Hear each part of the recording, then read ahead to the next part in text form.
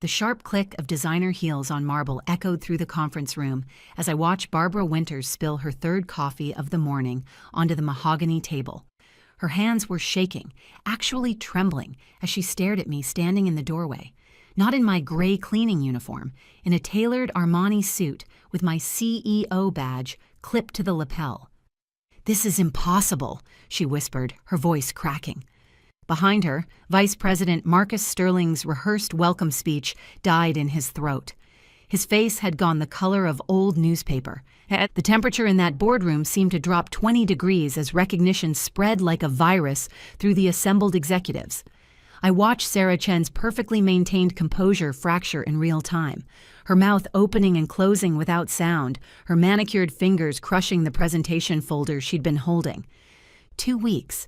I'd spent 2 weeks pushing a cleaning cart through these halls while they treated me like I was invisible, worse than invisible, like I was something to be avoided, dismissed, erased. Every condescending comment, every dismissive gesture, every moment they'd revealed exactly who they were when they thought no one important was watching. And now they knew. The cleaning lady they'd barely bothered to acknowledge was about to dismantle everything they'd built on cruelty and arrogance. "My name is Elena Hartwell. I'm 34, and I'm a corporate restructuring specialist with a Harvard MBA. This is the story of how I cleaned house, literally."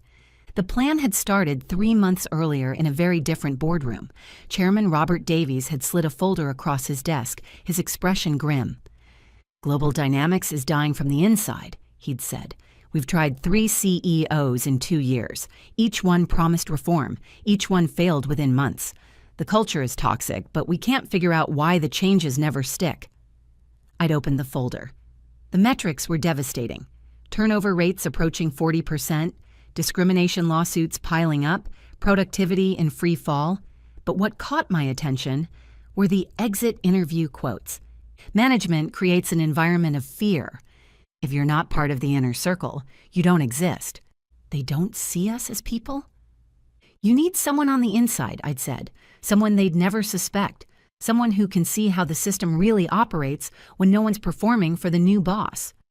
That's how Elena Hartwell, incoming CEO, became Elena Martinez, evening cleaning staff. The transformation had been surprisingly easy. A different last name in the system, a gray uniform, my hair pulled back, glasses instead of contacts. I'd worked as a hotel housekeeper during college. I knew the rhythms, the invisibility of service work. What I hadn't anticipated was how completely people would erase you when they decided you didn't matter. My first night, Barbara had walked past me in the hallway, phone pressed to her ear, and shoved her empty coffee cup into my hands without breaking stride in her conversation. Not a word, not a glance, just the assumption that my hands existed to hold her garbage. Marcus had been worse. "Make sure you clean under the desks properly this time," he'd said, not looking up from his phone. "The last cleaning lady was fired for missing spots." The casual cruelty in his voice, the way he'd emphasized "cleaning lady" like it was a species designation rather than a job description. I documented everything. My phone, hidden in my cleaning cart, had recorded hours of conversations. The way Sarah had berated a junior employee until the young woman was crying in the bathroom. The way Marcus openly mocked the basement people who handled data entry. The way Barbara had told me not to let my kind be visible when important people were around. But the worst had been watching the pattern. The qualified employees of color stuck in entry-level positions, while mediocre white executives failed upward. The way women's ideas were dismissed in meetings, then presented by men an hour later. The systematic destruction of anyone who tried to challenge the status quo. I'd filled 3 notebooks with observations, created a database of incidents, built a comprehensive case that would be impossible to dismiss as one person's perspective, because I hadn't just been watching. I'd been experiencing exactly what hundreds of employees had tried to report for years. The breaking point had come 5 days before the scheduled board meeting. I'd been cleaning Marcus's office when he'd taken a call on speaker. "The new CEO arrives Monday," the voice had said. "Some Silicon Valley reformer who thinks they can fix everything." Marcus had laughed, actually laughed. "Give them a month. We've gotten rid of bigger threats than some tech hotshot. The system protects itself. It always does. That's when I'd known. This wasn't just about documenting problems. This was about completely dismantling a machine designed to protect itself by grinding up anyone who challenged it. So I'd moved up the timeline. Using my personal phone during a break, I called the chairman from outside the building. I'm ready to introduce myself. Monday's board meeting, the day I was supposed to officially arrive, but I'm doing it my way. Now, standing in that conference room with 20 executives staring at me in various stages of shock and horror, I felt the weight of every dismissed employee, every silenced complaint, every person who'd been made to feel invisible. "Good morning," I said, my voice cutting through the stunned silence. "I believe some of you know me as Elena from the cleaning crew. For the past 2 weeks, I've had the opportunity to observe this company from a unique perspective. Today, we're going to discuss what I learned." I walked to the head of the table, my heels clicking with each step. Barbara had started crying, black mascara streaking down her cheeks. Sarah looked like she might be sick. Marcus had gone very still, the way prey animals freeze when they realize they're being hunted. "Shall we begin with human resources?" I opened my laptop, connecting it to the presentation screen. "Barbara, your comments about my kind being visible were particularly illuminating." The first slide appeared, a comprehensive timeline of every discriminatory comment, every policy violation, every instance of harassment I'd witnessed or recorded. Barbara's face appeared in multiple video clips, each one more damning than the last. "This is from Tuesday," I narrated as one clip played. Barbara's voice filled the room.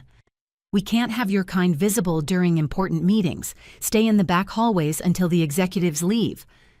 Barbara made a choking sound. I didn't mean." "You meant exactly what you said," I interrupted. "And you said it because you thought I didn't matter, that no one would care, that your position protected you from consequences." I turned to Marcus. "Or perhaps we should discuss those confidential merger proposals you were so concerned about me touching, the ones I'd already reviewed and rejected 3 weeks ago during my meetings with the board." His confident facade crumbled. But the board said. "The board hired me to assess why 3 previous CEOs failed to reform this company. They gave me carte blanche on methodology. I chose to start from the bottom because that's where the truth lives. And Marcus, your brilliant strategy for aggressive acquisition would have bankrupted 3 smaller companies and cost 4,000 jobs while padding your bonus structure." Sarah had recovered enough to attempt damage control. "Ms. Hartwell, I'm sure if we'd known." "If you'd known I was the CEO, you would have performed. That's exactly the problem. You have a version of yourselves you show to people you respect and a completely different version for everyone else. The question is, which version is real?"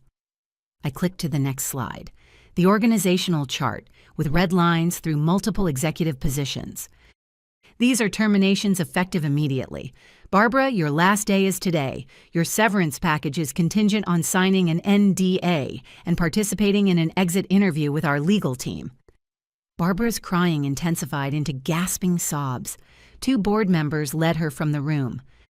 "Marcus, your position as vice president is eliminated. Your responsibilities will be distributed among the junior analysts you've spent years belittling. You know, the basement people who actually understand the data you routinely ignored." Marcus's face had gone from gray to red. "You can't do this. My contract." "Your contract has a morality clause. We'll be in touch with specifics, but I'd recommend consulting with an attorney, a good one." Sarah raised her hand slightly like a student afraid to draw attention. "And me?" "You're being transferred to customer service. 6 months of direct interaction with the people you've been marketing to might provide valuable perspective. After that, we'll reassess." The next hour was systematic demolition. Every executive who'd made my 2 weeks miserable faced specific documented consequences. Every discriminatory practice was exposed and eliminated. Every systemic barrier was identified and addressed. But I also did something else. I pulled up files on 15 employees currently working in entry-level positions. Janet Coleman, I announced, currently working in maintenance.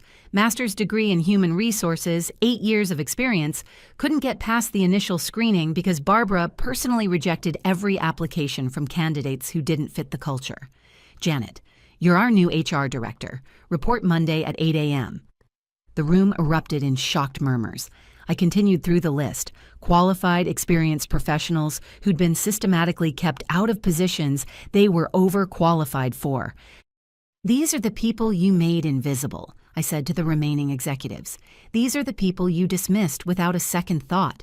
And these are the people who are going to rebuild this company while you figure out whether you're capable of change. Chairman Davies caught my eye from across the room and gave a single approving nod. The same measured gesture he'd given when I'd first proposed this unconventional approach 3 months ago. The days that followed were chaos. Executive resignations poured in, LinkedIn profiles were hastily updated, legal threats were made and quietly withdrawn when faced with my documentation. Marcus's attorneys attempted to negotiate around the morality clause, but after reviewing the documented evidence, they advised him to accept the termination without further contest. But something else happened. The silence that had permeated the lower floors began to lift. People started speaking up in meetings. Ideas that had been dismissed for years suddenly got heard. Innovation bloomed in spaces where fear had strangled it. Barbara sent desperate emails. I sincerely apologize for any misunderstandings during your observation period. My comments were taken out of context. I forwarded them to legal without response. She signed the NDA 3 days later in exchange for her severance package and left without further communication. Marcus tried sending expensive gifts, wine, chocolates, tickets to events. They all went into a box marked evidence of attempted manipulation in the legal department. Sarah, to her credit, actually showed up for her customer service training. I watched on the security feed as she took her first call, her expression shifting from horror to something like understanding as she heard directly how the company's policies affected real people. 1 month later, I stood in front of the entire staff, every employee from executive to maintenance, for a mandatory all-hands meeting. Many of you knew me as Elena, the cleaning lady, I began. Some of you were kind during those 2 weeks. Most of you didn't notice me at all. Today, we're going to discuss what that reveals about who we were and who we're going to become. I pulled up the organizational chart again. This time, the changes were broader. Effective immediately, every executive will spend 1 month working in an entry-level position. Consider it continuing education. You'll keep your salary, but you'll do the actual work. You'll experience the conditions you've created. You'll understand what invisibility feels like. The executives looked horrified. The lower-level employees looked stunned. Additionally, the executive floor is being converted to a collaborative workspace. Reserved parking is eliminated. Private offices are eliminated. If you need privacy for a meeting, you'll book a conference room like everyone else. I paused, letting that sink in. Salaries are being audited for equity. Promotions will be based on merit, not networking. Discriminatory behavior will result in immediate termination, regardless of position or tenure. And yes, cleaning staff will receive the same benefits as management because respect isn't determined by job description. The applause started slowly, then built into something that felt like hope. 6 months later, the transformation was complete. Employee satisfaction scores had risen by 60%. Turnover had dropped to single digits. Productivity had increased by 35%. Turns out people work better when they're not terrified or dismissed. I received an email from Barbara, now working as an entry-level HR assistant at a different company.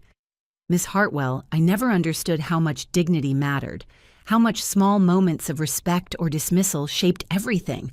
I'm different now. Thank you for forcing me to see. I forwarded it to Janet, our new HR director, with a note. Sometimes people can change. Worth watching. Marcus's story was different. He'd lasted 3 days in data entry before resigning. Last I heard, he was consulting for a company that valued his old-school approach. Some people prefer the comfort of familiar systems, even broken ones. But Sarah surprised everyone. She excelled in customer service, then moved into customer experience design. She'd published an article about learning empathy through forced perspective shift. She'd become an advocate for the very changes she'd initially resisted. The business magazines loved the story. The undercover CEO who cleaned house, literally, became a case study in corporate reform. They praised the innovative approach, the dramatic results, the bold restructuring, but they missed the real story. This wasn't about one CEO's clever strategy. This was about hundreds of employees who'd been invisible finally being seen. This was about dismantling systems that protected cruelty in the name of efficiency. This was about proving that respect isn't a luxury. It's the foundation everything else is built on. My cleaning cart still sits in my office, not on the executive floor because that doesn't exist anymore, but in the open workspace where anyone can reach me. It's a reminder that the view from the bottom revealed more truth than years of reports and presentations ever could. Last week, a new hire asked me about it. Why do you keep a cleaning cart in your office? I thought about Barbara's tears, Marcus's shock, Sarah's transformation, about Janet's master's degree finally being recognized, about all the people who'd been dismissed and were now thriving. It reminds me, I said, that the most important perspective sometimes comes from being invisible, and that real change doesn't come from the top down. It comes from understanding what it feels like at every level. She nodded, but I don't think she fully understood. Not yet. Maybe someday she'll be in a position where she needs to make a choice. Maintain a system that benefits her, or tear it down to build something better. When that moment comes, I hope she remembers the cleaning cart. I hope she remembers that every person she interacts with has a story, a skill set, a dignity that deserves recognition. I hope she remembers that real leadership isn't about protecting your position. It's about seeing people others have made invisible. Because that's the lesson those 2 weeks taught me. Not that people are cruel when they think no one's watching. I already knew that. But that they're also capable of change when forced to confront their own blindness, that systems can be broken and rebuilt, that respect, once demanded and enforced, can become culture. The company I inherited was dying. The company I built in its place is thriving. But more than that, it's becoming a place where people don't have to be invisible to survive. And sometimes, late at night when I'm the last one in the office, I push that cleaning cart down the empty hallways, remembering every dismissive comment, every moment of casual cruelty, every instance of erasure, but also remembering Janet's face when I offered her the HR director position, remembering the junior analyst's shock when they were given real responsibility, remembering Sarah's genuine transformation from tormentor to advocate. That's what makes the victory real. Not the executives I fired, but the people I elevated. Not the system I destroyed, but the one I built in its place. Not the revenge I took, but the respect I demanded. If you're reading this and feeling that knot in your stomach because someone at work makes you feel invisible, insignificant, or inferior, I see you. That feeling isn't paranoia. It's pattern recognition. Trust it. Document it. And know that systems that protect cruelty can be dismantled by people brave enough to demand better. Before you go, here's a quick bonus for sticking around. If you love learning and growing like I do, you need to try audiobooks. I've got an exclusive deal with Audible. Your first month is completely free. That's access to over 500,000 titles, zero cost to you. All the details are waiting in the description. Don't miss this one.